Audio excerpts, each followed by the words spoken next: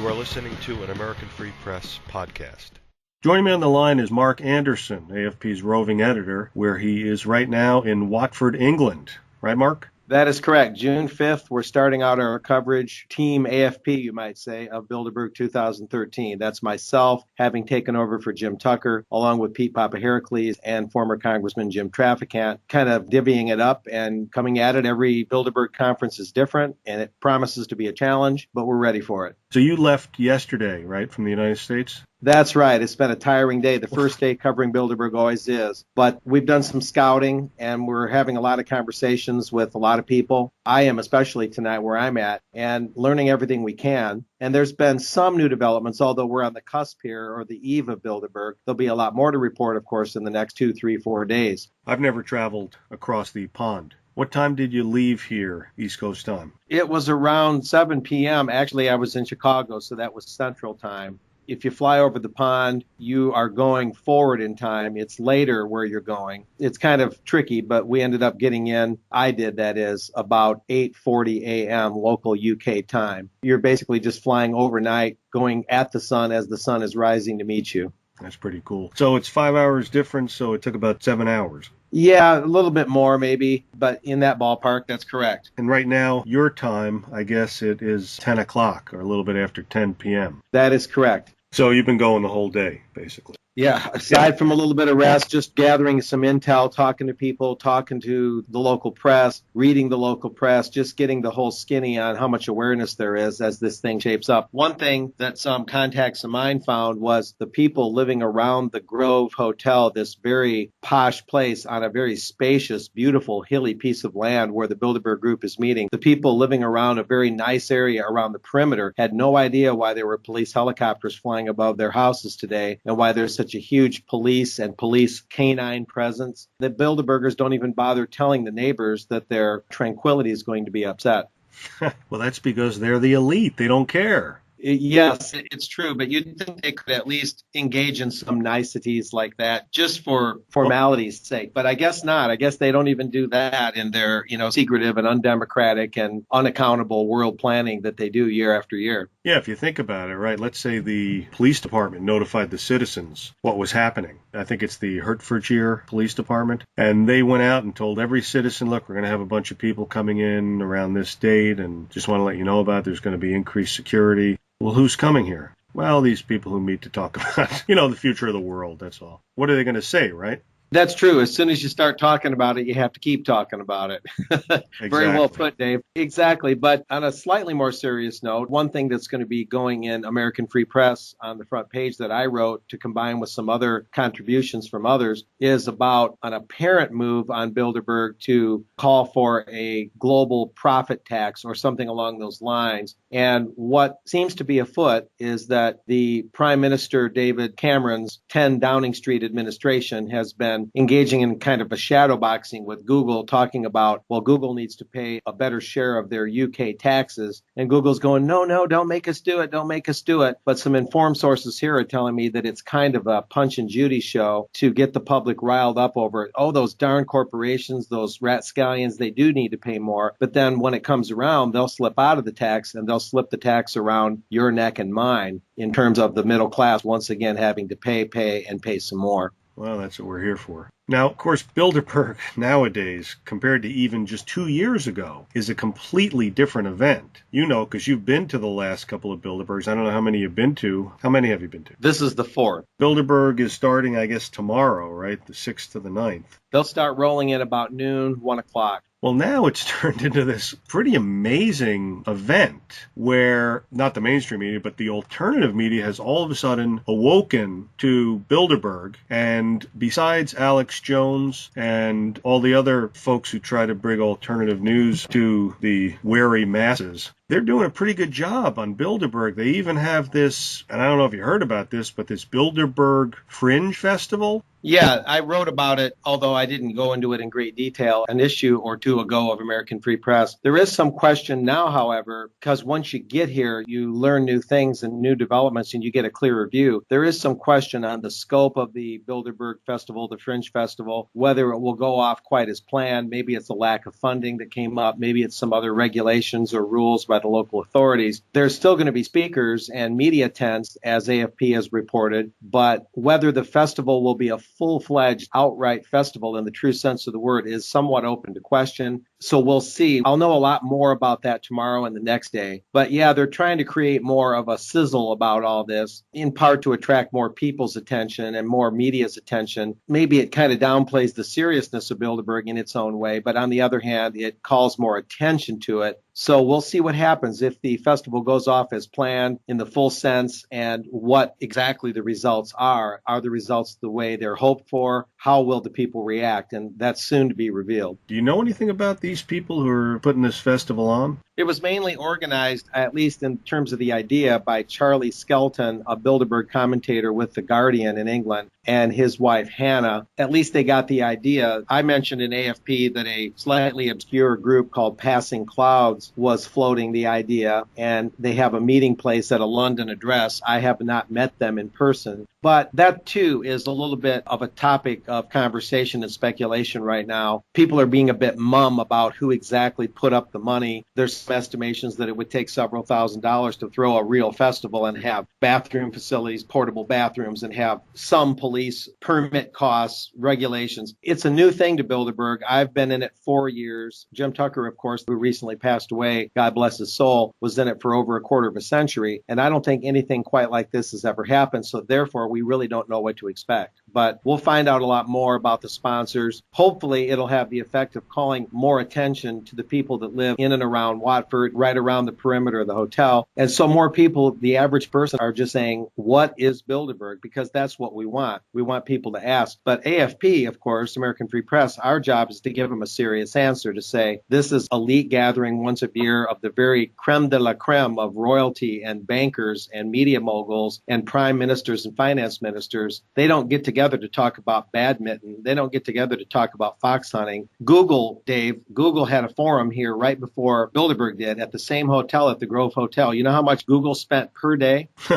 ahead. Reportedly $250,000 per day. And that's without all the security. That's without the local constabulary. That's without all the fringe benefits, you might say, that the Bilderberg old timers, the old money crowd, the elite would spend. So some are estimating that Bilderberg could easily be spending $300,000, possibly even $400,000 a day. Now that is speculation, but they're not going to spend anything approaching that kind of money to just get together and say, well, the reason we have these meetings secretive is so we can feel open, so we feel like we can open up. We don't have press sitting around with their notebooks open. Well, come on now. A punch in the eye is still a poke in the eye. Let's not play with semantics. If you put all that kind of influence under one roof, they're going to collude. That's what they do. They should not be given that kind of privilege. If you want public office, if you want positions of influence, then you have a social responsibility. You have a public responsibility, whether you like it or not. You don't get the privilege of being able to do everything privately. If you're at home with your families or just a few friends having a cookout, that's different. You put that kind of power under one roof, you have a responsibility.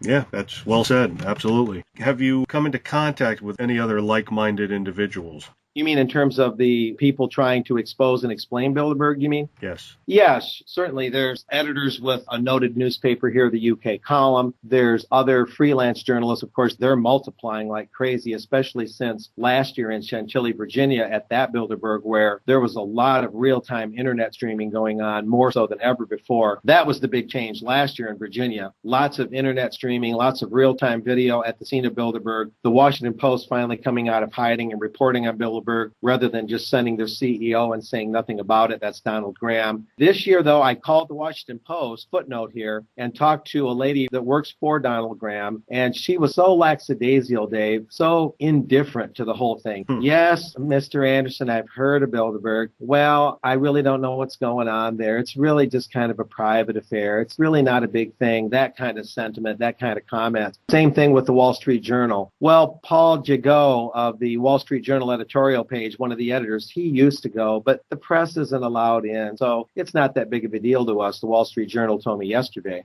And in a way, I didn't know what to say. I'm kind of angry, but on the other hand, I'm kind of saying to them, well, it's a lot of influence under one roof. If a real reporter is told this is private, he or she gets the story anyway. And that's what I told both. Did they seem fazed? No, they seem so indifferent, like stretching and yawning. Oh, Bilderberg, yes, whatever. Almost like we're talking about a tennis club or a sewing outfit, maybe a quilting club. I mean, really, it's sad how unmotivated those particular people sounded. Paul Gigot, again, the Wall Street Journal editorial page editor, his assistant, and then at the Post, the assistant of Donald Graham. Well, that's cool that you called them because they exhibited the exact response that they always have been exhibiting. And that's like, yeah, you're annoying me. You know, this Bilderberg thing doesn't mean anything. Do you have anything else to tell me, right? Right. And, I don't mind saying I don't always shine a big light that says I am a reporter.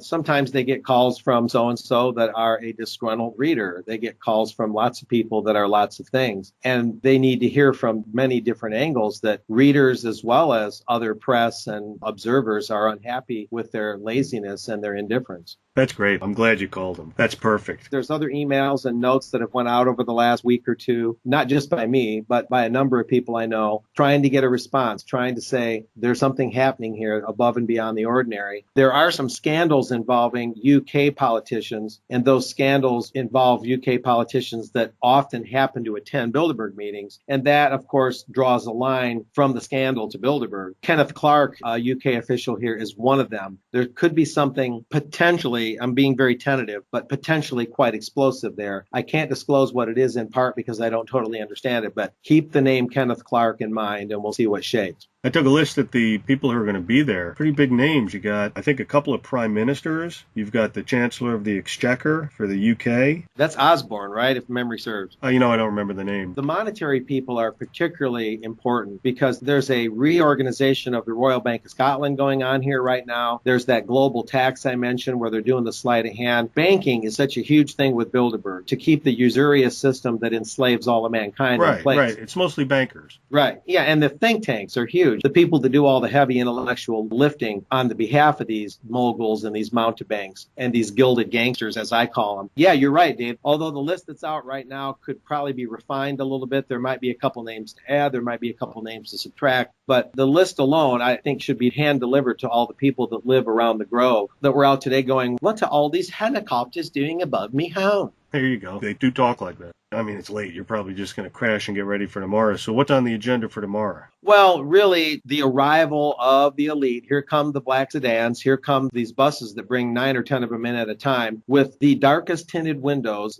ever made, ever. I believe it. And getting a camera shot through there, you might as well try and photograph Pluto with your iPhone. They know what they're doing, and they're going to try and get people in as secretively as possible. There's rumors that there's a back entrance that the police say is closed off, and all the Bilderberg attendees can only come through the front entrance right past our press tent. However, some of us don't want to be, that naive, and we're thinking, okay, you're telling us that, but really, if a sensitive one like Hillary Clinton or certain other sensitive American or foreign ministers or politicians want to come in, and it's a particularly sensitive one that they don't want anyone to know they're there.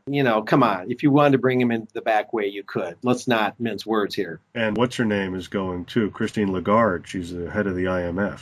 I believe the head of the World Bank is no longer Robert Zoellick, the former U.S. Trade Commissioner. I believe that's changed. A young French guy is now the head of the steering committee. Davignon, a Belgian, used to be. I think he gave up the scepter a couple years ago. It's evolving, as I've reported and others have. There's this new Googleberg element where a lot of the high-tech new technology is really changing the face of Bilderberg, Facebook, Google. They've been there 5 or 6 years. They started having their own Googleberg meetings on their own. But there's a real merger or mixing going on here. Partially, I think, because these high-tech companies are involved in surveillance, and surveillance is good for business for these gilded gangsters. Yeah, as a matter of fact, Jeff Bezos is supposed to be there, and he's the head of Amazon. And also, I think David Petraeus. Yes, your friend and mine, David Petraeus. He could be an honorable guy in some ways. Maybe these scandals against him, maybe they weren't totally his doing. Maybe there was somebody that framed him, whatever. But he's still breaking bread with these when he's not talking to the Houston Council on World Affairs or these other global affairs councils around all over the U.S. There's 50, 60, 70 of them that are like little Bilderberg juniors that talk about these agenda items but never use the word Bilderberg so people don't connect the dots too easily. But Petraeus, that almost comes out automatically. Petraeus, there's a good Freudian. Petraeus has often addressed these global think tanks, and the think tanks are where they think about what they're doing. That's where they write their papers and determine their direction. Well, it's going to be exciting, and I will be standing by all day tomorrow to get on-the-spot reports. Yeah, hopefully the technology will smile on us. We're going to be operating in a sort of makeshift way. One way or another, we'll make it happen, Dave. So with that, I hope this first report at least sets the tone, and me and others on the AFP team will keep it up, look for videos, and of course stories, hard copy and online. And I encourage listeners to follow AFP because we've been the leader with Jim Tucker, and we're carrying that over. You are right, Mark. I appreciate it. Thanks for your time, and we'll talk to you tomorrow. A jolly good evening to you. Good evening, Dave.